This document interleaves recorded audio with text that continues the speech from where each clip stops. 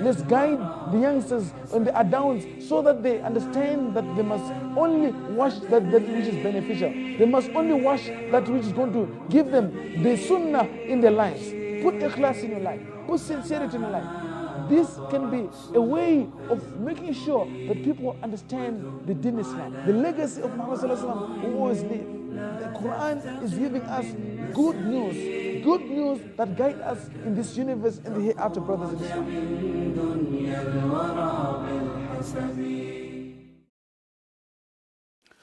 أعوذ بالله من الشيطان الرجيم. بسم الله الرحمن الرحيم.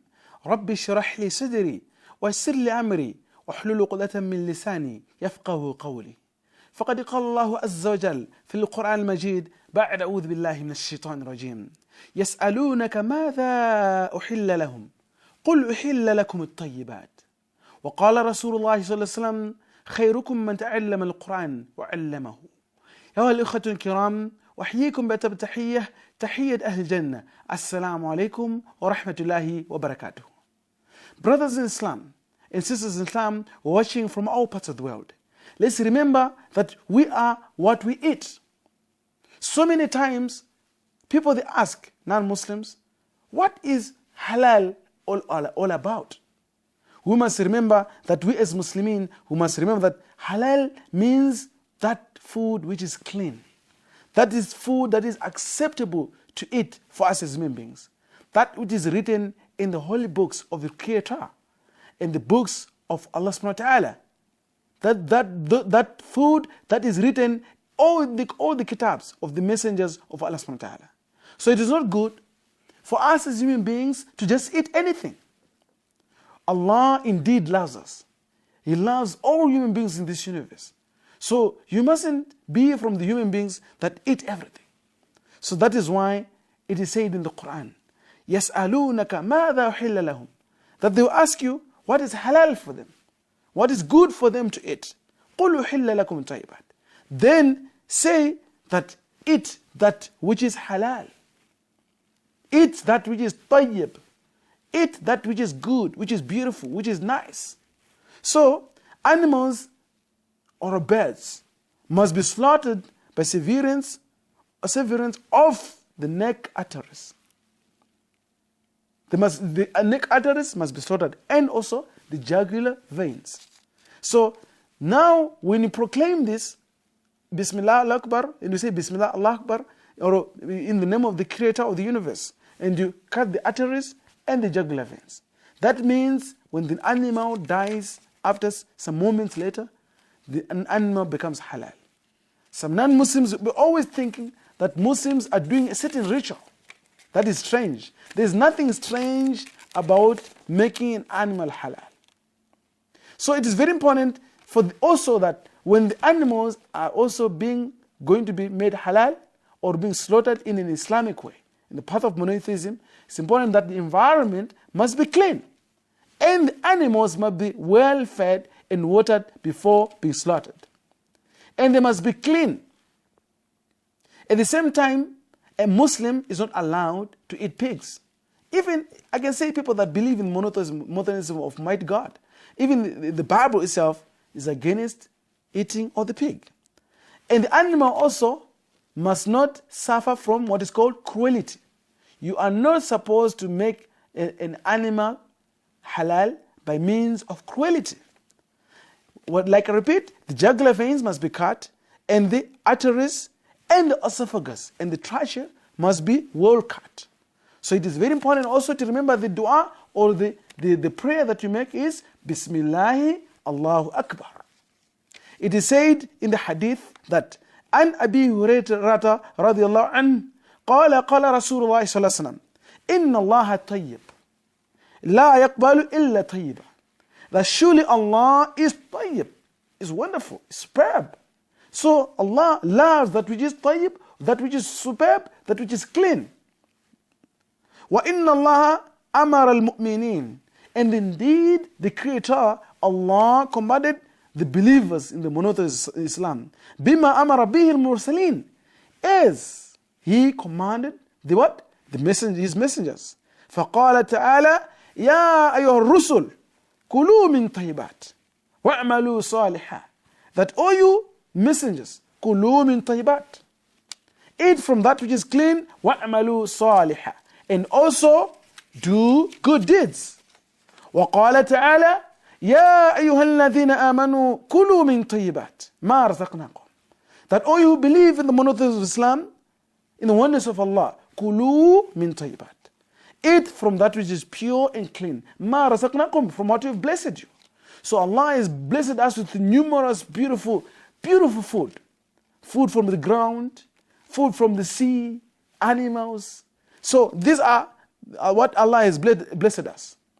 Then the hadith continues to say, ثُمَّ ذَكَرَ الرَّجُلُ, and then there was a narration of a man, يَطِيلُ السَّفَرِ, who had just traveled a long journey. أَشْعَثَ أَخْبَرَ, that man was looking very disheveled. يَمُدُّ يَدَيْهِ إِلَى السَّمَاءِ, disheveled, and was looking very unclean, was looking very dirty. يَمُدُّ يَدَيْهِ, and this man now raised his hands إِلَى السَّمَاءِ, to the skies, and he said, Ya Rabb, my Lord, وَمَطْعَمُهُ haram, and his food is haram, is not of haram, means not from halal source.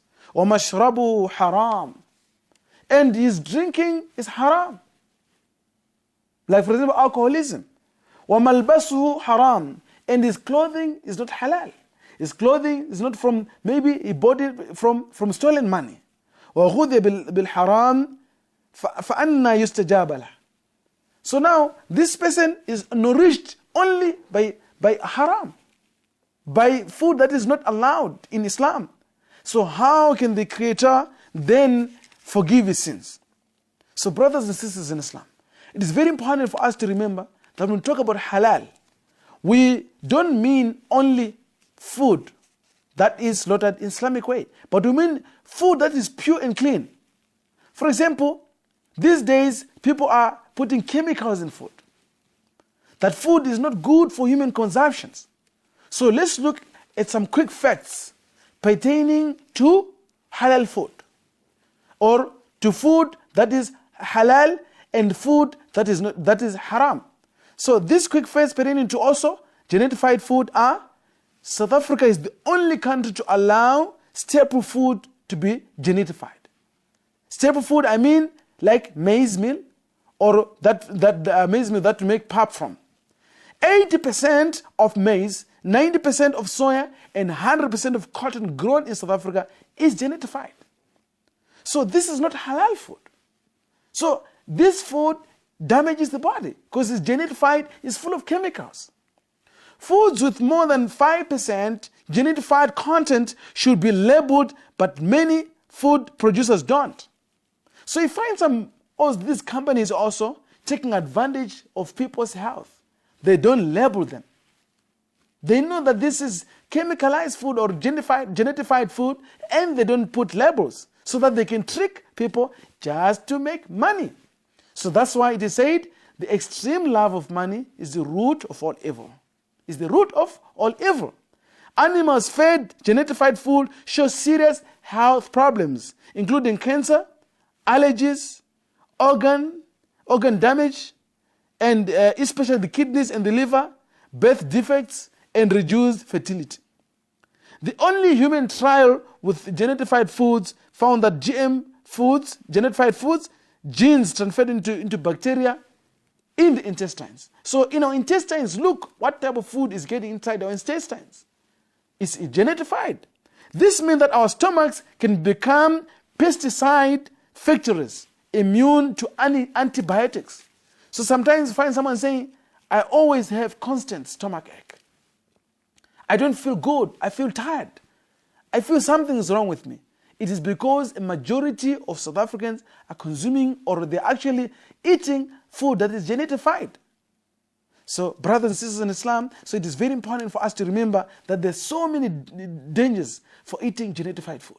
So for you to have food that is organic, make sure sometimes you plant crops at the garden, and make sure if you go in the shops, check the food nicely, or ask the person that is in the store. In order also to identify organic animals, try also to go to the farm and check for yourself. Don't just buy everything in the supermarket. Check the label nicely. You see what you buy for the betterment of your family, for the betterment of the growth, good health of your children. So what are the dangers of pork? Pork. All of us have heard about pork, the pig. Before we go much on the topic of pig, just try to visit a pigsty, a place where the pigs are staying. The place mostly will be stinking. It won't be smart. So basically now, how can human beings go against the law of the Creator to eat pork? So where is it prohibited in the Holy Quran? If you open the Quran, Juz 2 or Part 2, 173, and 5:3, and 6, 145, and 16, 115. So in the Arabic text, it is said, بعد أعوذ بالله من الشيطان الرجيم حرمت عليكم الميتة والدم ولحم الخنزير وما أهل لغير الله به والمنخلقة والموقوذة والمتردية والنطيحة وما أكل السبع إلا ما ذكيتم ما ذبح على النصب وما ذبح على النصب. So basically what does it mean? That حرمت عليكم, that what has been made haram upon you is al-maytat wad-dam, that a meat which is dead meat and actually blood. وَلَحْمُ الْخِنْزِيرِ, لَحْمُ الْخِنْزِير, this is pig meat. وَمَا أُهِلَّ لِغَيْرِ اللَّهِ بِهِ, and also that which is slaughtered and other than the mention of Allah subhanahu wa ta'ala.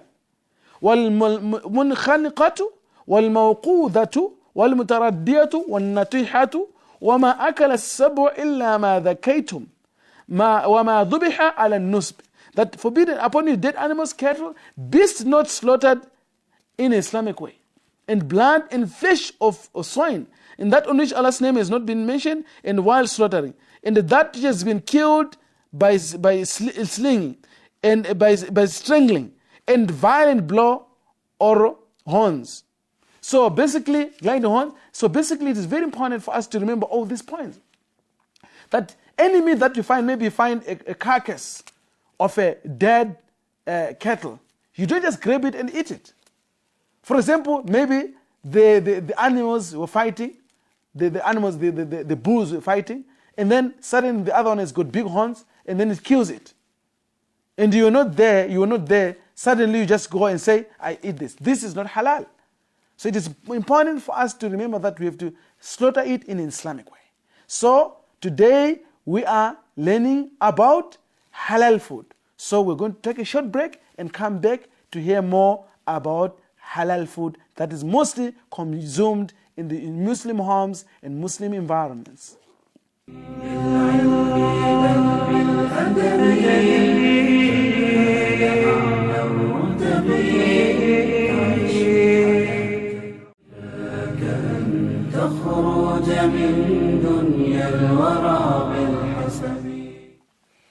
Brothers and sisters in Islam, welcome back to a beautiful topic today about the wisdoms behind halal food.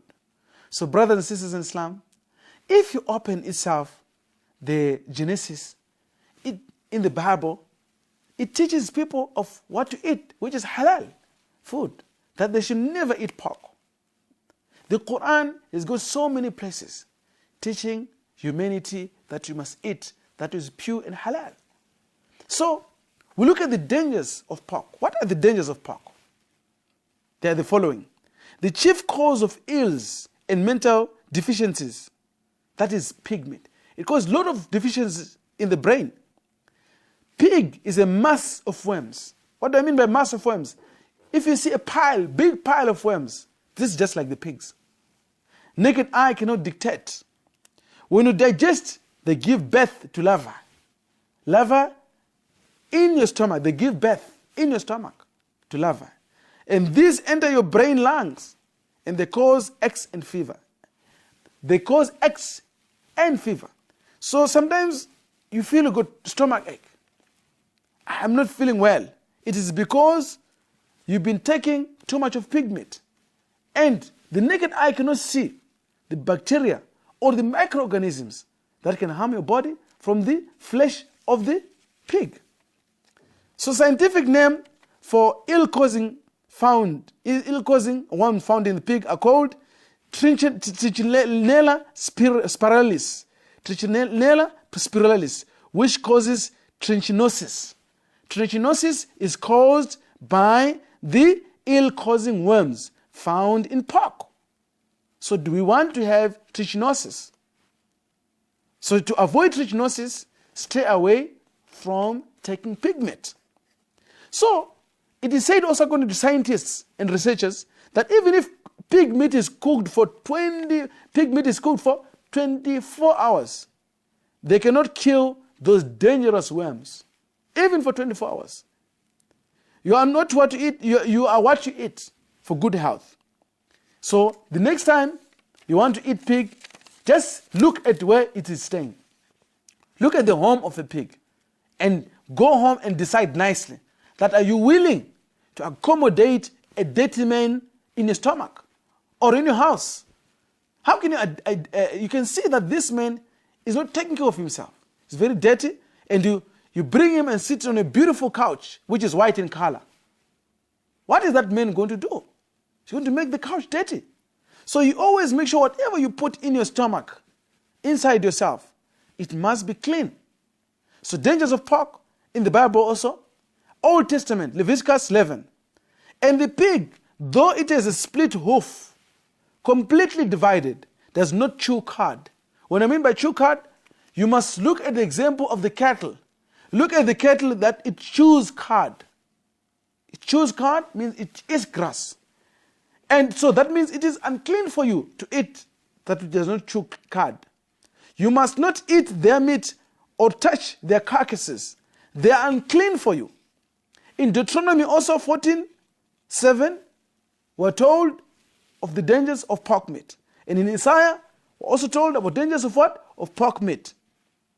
So this addressed mostly to the Christians. So the question comes now that why are some Christian bodies also now are lobbying and allowing their families to eat what? To eat pork. So it is very important, if you're a Muslim, get the address from the Holy Quran, the teachings of the Quran, that stay away from pig meat. And even if anybody comes to you, even a Christian, tell him that in your own Bible, you're told that don't eat this. So why are you now trying to make me eat? While it's your own Bible tells you don't eat it. So as Muslims, we're warned that this is not good for us to eat what is haram.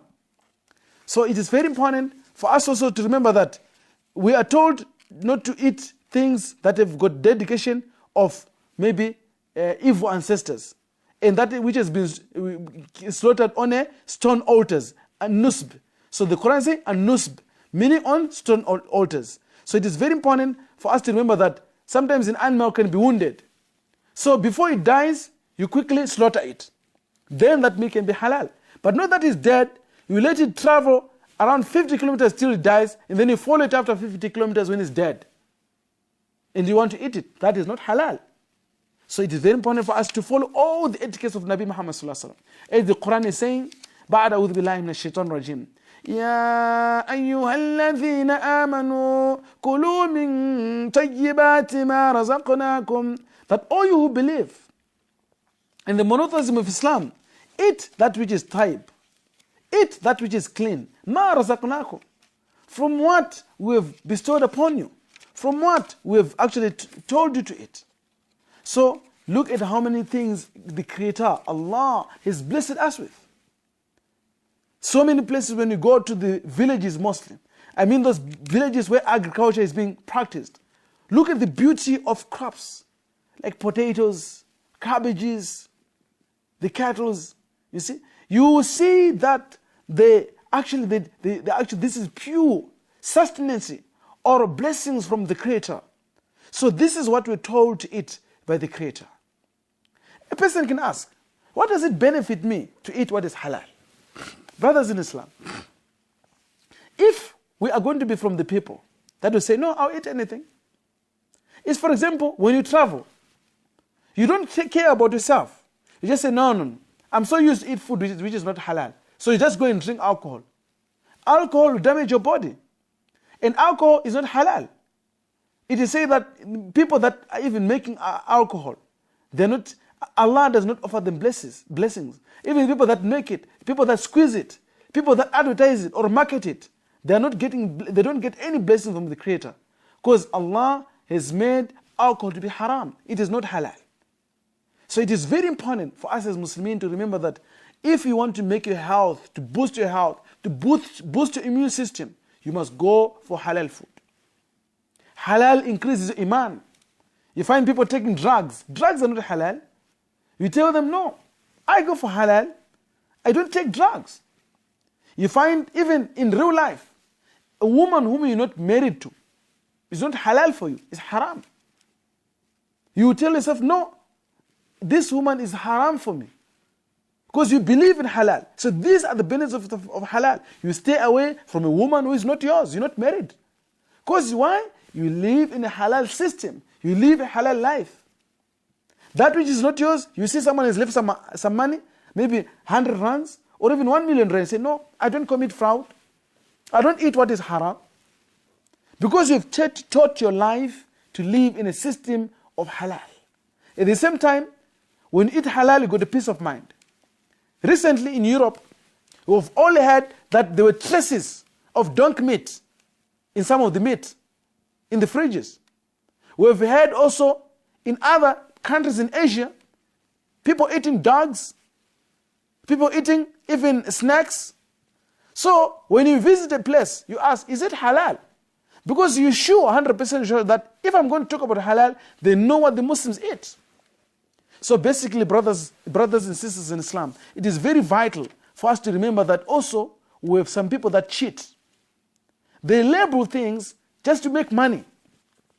They form an organization and they call it so-and-so halal group just to make funds, which is not good. So it is very vital that if you're going to satisfy something that is halal, it makes sure that all the ingredients are not genified also. And all the ingredients, they are from organic sources. So a Muslim should not be found from the people that practice a system of lying about halal. To say that this is halal when it is not halal. A Muslim should be found from societies of people that say, if I'm going to satisfy this halal, it is indeed halal. How many cases have we had of halal bodies just making money out of this halal industry? Because some people would like to sell their byproducts, cattle, sheep, and chicken. But suddenly they hear that, no, this man is rich. This farmer is very rich. So they go there and satisfy his byproducts, his chicken or his cattle. Why? Just to make money.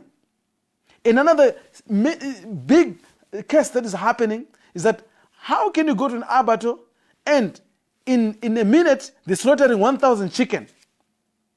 And this chicken, they are slaughtered in a system which is very fast. And the mentioning of the name of the Creator is not mentioned. Bismillah, Allah Akbar, or in the name of God, the Creator of the universe, nothing is mentioned. It's just one way, standing one way, even electrocuting, anything that they can do, just to make, no, we want business. No. God does not love that. God wants us to slaughter it in a good way. You should visit abattoirs. Look how cruel they are. Sometimes in some cases we're hearing of that halal chicken is also eating dead products. That dead chicken. Some products are made from dead chicken. So they feed them so that they grow fast also. So it is not good to act in that way. It's not good also to certify those companies or those bodies just to make money. Brothers and sisters in Islam, let's try to remember that halal changes you. Halal makes you to live in a good system. Halal beautifies your health. Halal beautifies your wealth. So let's make dua that our Creator blesses us with the good halal food each and every day. Allahumma Rabbana atina fi dunya hasana wa fil akhirati hasanatan wa qina adhaban nar. Allahumma muslimina fi kulli makan. اللهم ارزقنا، اللهم طهر قلوبنا من النفاق. اللهم اهدنا الصراط المستقيم صراط الذين أنعمت عليهم غير المغضوب عليهم ولا الضالين. بفضل الله سبحان ربك رب العزة عما يصفون والسلام على المرسلين والحمد لله رب العالمين. So brothers and sisters in Islam, may Allah bless all of us with a halal food. Wa akhiru da'wana alhamdulillahi rabbil alameen. Assalamu alaikum wa rahmatullahi wa barakatuhu. تخرج من دنيا الورى بالحسب